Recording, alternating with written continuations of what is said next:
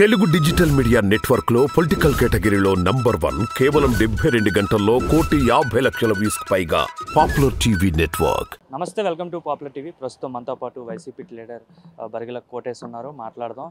Sir, మాట్లాడితే మీరు మా ఎస్సీలు, మా ఎస్టీలు, మా బీసీలు అనేసి అయితే జగన్మోహన్ రెడ్డి పదే అంటుంటారు. అయితే గుంటూరు జిల్లా పరిషత్ చైర్పర్సన్ ఆయన భర్త కూడా ఇద్దరు కూడా పార్టీ మారిన సందర్భం. ఎందుకు ఎస్సీలను జగన్మోహన్ రెడ్డి కావాలని దూరం చేసుకుంటున్నాడా? ఇప్పుడు మీరు మాట్లాడింది కరెక్ట్. నా ఎస్సీ, నా ఎస్టీ, నా బీసీ అన్నాడు. వాళ్ళు ఎస్సీలు కాదుగా, మీరు వాళ్ళ గురించి ఎలా ఇచ్చేస్తారు? మీరు అడిగేది కరెక్ట్గా అడగాలి. ఎస్సీల గురించి అడగాలి. నిజమైన ఎస్సీలు ఎవరైతే ఉన్నారో వాళ్ళు పోలేదు. కాదా ఎస్సీలు కాదా? వాళ్ళు ఎస్సీలు కాదు. ఎస్సీలు ఎట్లా చెప్తున్నారు మీరు ఎస్సీలు కాదని?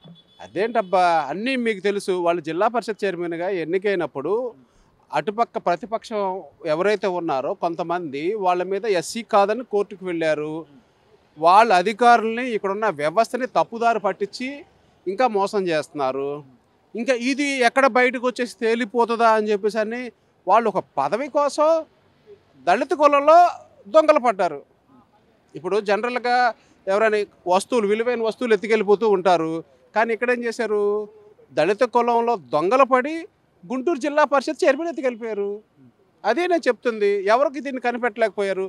ఇప్పుడు నేను దానికి సంబంధించిన ఆధారాలు మొత్తం తీశాను.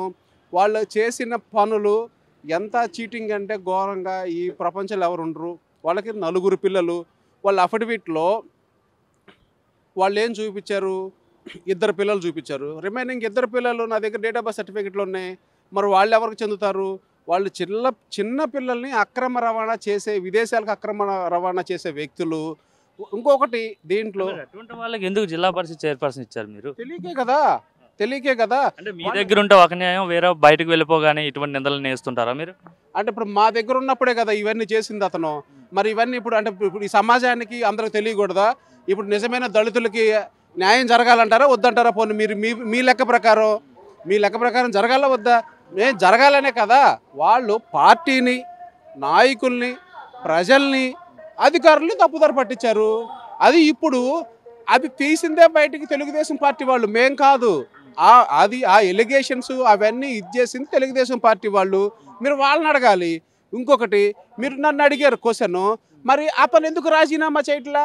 మా పార్టీకి సంబంధించి సింబల్ మీద గెలిచి మేము ఇచ్చేస్తేనే అతను జిల్లా పరిషత్ చైర్మన్ అయ్యాడు. మరి అదెందుకు రాజీనామా చేయవరా? మీరెందుకు అడగరు? మరి 4 పిల్లలు మీరెందుకు అడగరు? అతను క్రిస్టియనా, హిందువా అని మీరెందుకు అడగరు? ఇవన్నీ అంటే మా పార్టీని మీరు ఇచ్చేది. దీంట్లో జగన్మోహన్ రెడ్డి గారు నా ఎస్సీ, నా ఎస్టీ, బీసీ అని ఆయన గుండెల్లో పెట్టుకున్నాడు. తెలుగుదేశం పార్టీ నాయకులు వాళ్ళు కాళ్ళు కింద పెట్టుకున్నారు. మీరు అది గమనించండి. ఒకటి, మీరు ఎంతసేపటికి మా పార్టీని ఇచ్చేయొద్దు. ప్రేమ చూపించే నాయకుడిని ఎత్తుక్కోండి. ఎవరు ప్రేమ చూపిస్తున్నారు?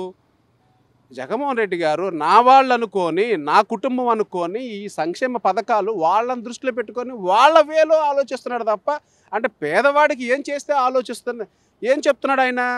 ప్రభుత్వం మీ ఇంట్లో ఉంది అంటున్నాడు. వాస్తవం కదా. ఇంతకుముందు తెలుగుదేశం ప్రభుత్వంలో ఏం చేసేవాళ్ళు?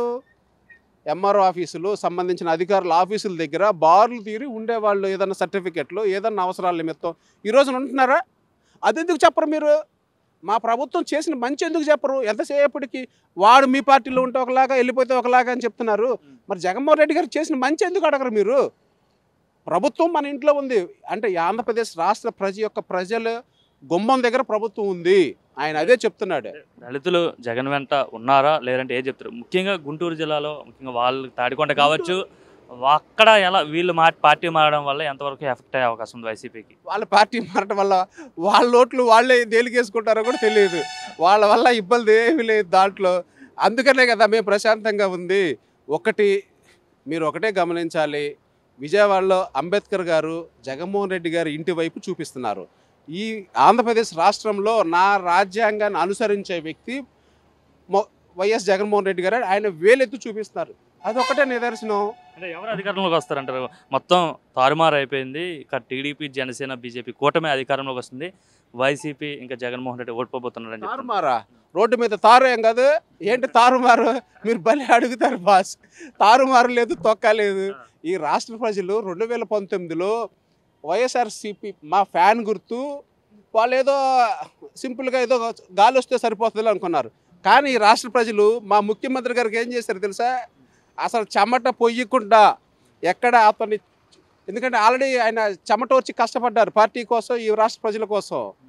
ఇంకా చెమట పొయ్యకూడదని 151 స్పీడ్లో ఫ్యాన్ పెట్టారు. ఇప్పుడు ఈ ఎండలకి, ఇప్పుడు బాగా ఎండలు ఉన్నాయి కదా, 175 స్పీడ్లో పెడతారు ఫ్యాన్. అదే గుర్తు.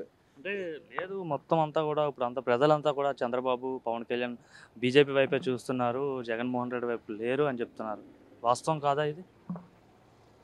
ఇంకా రేపు పొద్దునే ఎలక్షను, అంటే రేపు 13వ తారీఖు, ఈ 13వ తారీఖు రాష్ట్ర ప్రజలు తీర్పు అనేది ఇస్తారు.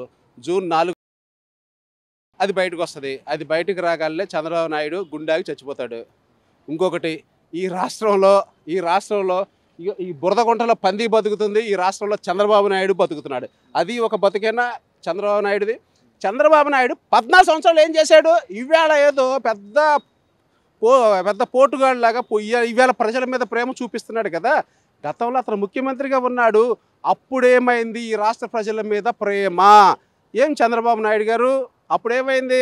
ఇలా జగన్మోహన్ రెడ్డి గారు ప్రేమ, ఆదరణ ప్రతి ఒక్క కుటుంబ సభ్యుడిగా అతను ఇదేసరికే ఏం చేయాలో అర్థం కాక ఒక కపట ప్రేమ అనేది ప్రజల మధ్య అతను చూపిస్తున్నాడు. కానీ ఈ ప్రజలు దాన్ని అంగీకరించరు.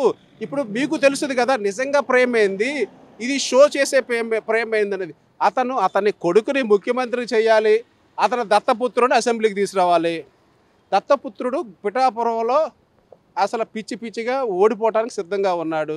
ఇంకెలా మీరు చెప్పండి? దీంట్లో చంద్రబాబు నాయుడు అనేవాడు ఈ రాష్ట్రానికి పీడ. నేను చెప్తున్నా కదా, చంద్రబాబు నాయుడే మాకు ఈ రాష్ట్రానికి. చంద్రబాబు నాయుడు ఈ రాష్ట్రం నుంచి వదిలిపోతే ఈ రాష్ట్రంలో ఉన్న ప్రజలు సుఖ సంతోషాలతో హ్యాపీగా ఉంటారు. అదే చెప్తుంది. నేను ఈ రాష్ట్ర ప్రజలకు కూడా, నేను మీ కుటుంబ జగనన్న తమ్ముడిగా నా చిన్న మనవి, మనం ఎన్ని రోజులు కరోనా వచ్చినా ఏదొచ్చినా కూడా మనం హ్యాపీగా ప్రశాంతంగా ఉంటున్నామంటే జగనన్న ఉన్నాడని ధీమాతో మనం బ్రతుకుతున్నాము.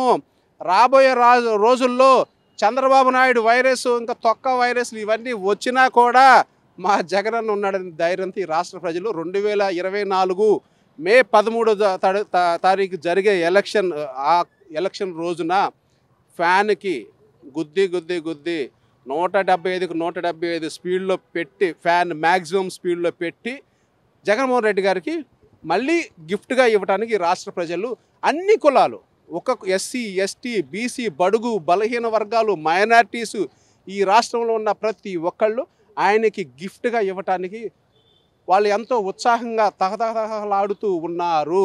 ఇది ఒక్కటే మీ ద్వారా నేను చెప్పేది. ఈ రాష్ట్ర ప్రజలు ఫిక్స్ కాబట్టి చంద్రబాబు నాయుడుకి ఏం చేయాలి అర్థం కాక రోడ్ల అమ్మడి పడి తిరుగుతున్నాడు. ఇక నెక్స్ట్ బురదగుంట, అదొకటే అతనికి మార్గం.